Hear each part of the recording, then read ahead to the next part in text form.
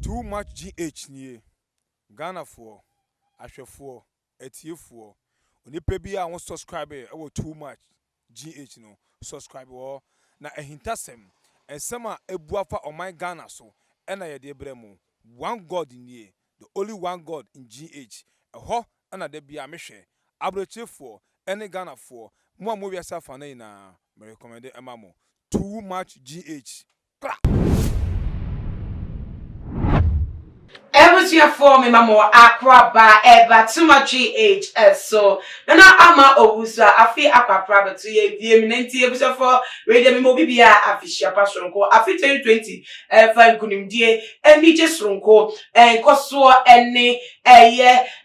odo bebre emra obibia wo hwe me ma wabrabo emu ni asundwe so me gwa asundwe empire eje emam na ebusa for se na HD ehye yenim say trending issues bre and aso na make trending issues to dia na ta say ensema edi ehim Ghana ha de dika de sese wonsu humo ebi no na sabre me de ebeso mu meko ensem no eso no se na dan no enim no my Ghana mu no edu 31st night a sorry awodo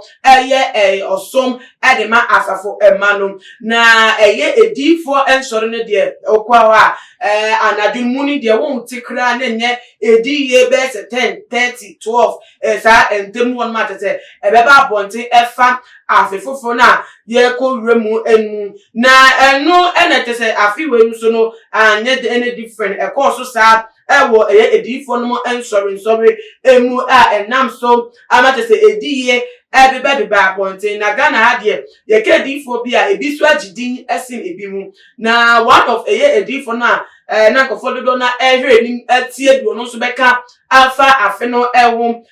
prophet Beduko bi aboda Glorious Wave Chapel International and na eno na nkom hye ba ko bi a bepie mu ewo nkom hye hodo a wode etu dwane mu no ba ko ekobo fa ensem ya na wochi a etwem ebeto dwa efa Angel Broadcasting Network Sanchoni ba ko awowo a wota morning show the Blessed God's Brain Smart do na enim na Captain Smart and chrono bobia so ematese nipa akronforum for ebowra fie ne cars miensa wa park e wo the compound so mtutu ho exterior mirrors na ebiem so no wo eja letter etu echire edema no won ne so mesa ababiem any senate case no or the ekoto mile 7 police station for enim na eno enatese Prophet Beduko be touching on that issue what the etu dwa ewo enkomhye no emu what the efa enkomhye no editu dwa say I said the owner of Angel FM should pray. There is a conspiracy to bring his business down in 2021. Captain Smart should ask me who sent people to his house. I can tell you the people who sent people to his house. I just say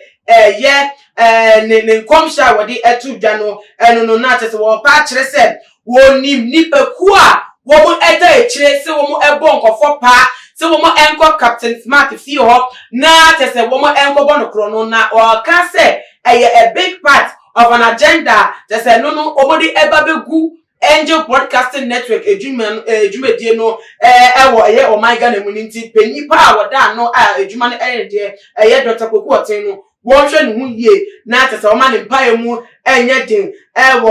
sa afi emu 2021 afi mu na o patch osa ekoso ekire mu ese ruling party no omu agbo trim papa se afi we mu de won bebo modin a collapse ni companies ahodo pa nti so ye ahye dia ne wa ye ahye de ama na dwumedie na ensem we ebeto Ghana for ebi de matwencha abeto da se sisi adai pa de edifo bi omo Ghana ha odi empo se no kropo se Nyankopon adam bi edi akyerew krapa kwan ya omo enam so beto abonte nsem omo